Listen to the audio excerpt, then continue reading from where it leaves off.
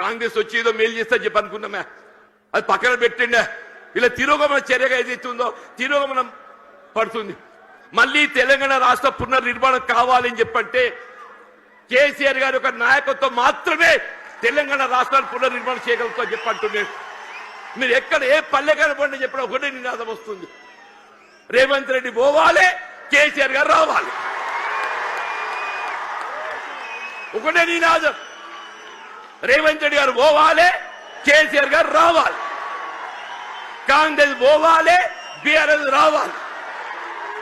ఒకటే ఒకటి, ఇవాళ రాష్ట్రాన్ని పట్టుకుని శని పీఠ విరగడ కావాలని చెప్పంటు. ఒకే ఒక్కటి, ఈ రాష్ట్రాన్ని పట్టుకొని శని పీడ విరగడ కావాలని చెప్పంటున్నా.